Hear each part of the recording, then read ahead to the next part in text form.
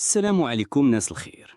مرحبا بكم في حلقة جديدة، ولكن هذه المرة الموضوع ماشي بحال المواضيع ديال الضحك ولا الخفيف. اليوم الذي نهضروا على شي حاجة كتمس كل دار، كل تبصيل وكل فم كيتذوق. موضوع كيهمنا كاملين، موضوع كيتخبى وسط العادات، وسط الشهيوات، ووسط المائدة المغربية. واش فعلا الماكلة ديالنا ولات هي السبب في السرطان؟ واش الطياب، الخبز، الكفتة وحتى العصير كيخبيو لينا سم بارد حنا ما حاسينش به؟ تبقاو معايا، حيت اللي غادي تسمعوا اليوم ممكن يخليكم تعاودوا تفكروا في كل حاجة كتدخلوها لفمكم. كتفكر معايا شويه؟ كنا صغار كنا كنسمعوا كل خبز ولدي راه الصحه في الدقيق، شرب اللبن راه كيصحي عظام، كل من يد الام ما فيها غير البركه. ولكن واش باقي البركه؟ ولا الماكله ولات فيها شي حاجه كتحمق، كتمرض ويمكن كتقتل؟ موسيقى كتكبر تدريجيا، صوت قلب كيدق. اليوم ما بقاش السرطان مرض نادر، كل حي كل زنقه فيها شي حد كيعاني، واغلب الناس كتقول لك ما عرفتش منين جا. ولكن في الحقيقه السرطان في هذا الزمان ما كيجيناش فجأة، كيتربى معنا، كيعيش في وسط ثيابنا، كيبات معنا في الثلاجه. الخبز صاحب المائده وسم خفي، كل مغربي كيعشق الخبز، كنديروه في الفطور، في الغداء، في العشاء، حتى مع الزعلوك والطاجين. ولكن واش عرفتي ان الخبز ديال دابا ماشي هو الخبز ديال جداتنا؟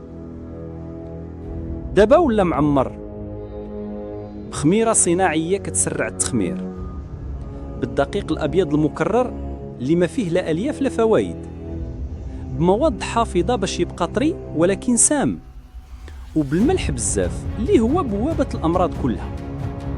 دراسه من International Journal of Cancer في 2019 كتقول باللي كثرة المواد النشويه المعالجه كترفع خطر الاصابه بسرطان القولون والثدي.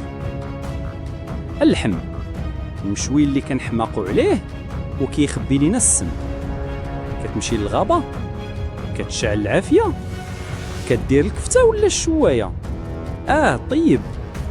ولكن واش عرفتي باللي كتحرق الصحه ديالك وانت كتشوي؟ الحراره القويه على اللحم كتشكل مواد سامه سميتها هيتيروكليتيك امينز، مواد علميا مصنفه ضمن مسببات السرطان. والاخطر الكاشير، النقانق، المرتديلا واللحم المحفوظ كلهم معمرين بنيتريت ونيترات، ومنظمة الصحة العالمية صنفاتهم رسميا كمسرطنات. المشروبات الغازية، السكر السائل اللي كنشربوه بحال الماء، سكر اصطناعي، حامض الفوسفوريك، ألوان كيماوية ونكهات ماشي طبيعية، كلهم مواد مرتبطة مباشرة بالسمنة، اضطرابات الأنسولين وسرطانات الدم والمعدة. وما ننساوش المعلبات والبلاستيك، شحال من مرة سخنا شما سخون في علبة بلاستيكية، ولا طيبنا الماكلة وخزناها في ميكروويف. راه البلاستيك خصوصا الأنواع الرخيصة كيطلق مواد سامة بحال بيسفينول A. هاد المادة كتدخل مباشرة في الجسم وكتخرب التوازن الهرموني. وها فين كتجي الصدمة، السرطان ماشي بحال الزكام ما كيتشافاش بدواء بسيط، راه كيتسلل بلا صوت وما كيبان حتى كيدخل العظام من القلب والعينين. التبصيل هو اللي كيقرر بزاف ديال المصير.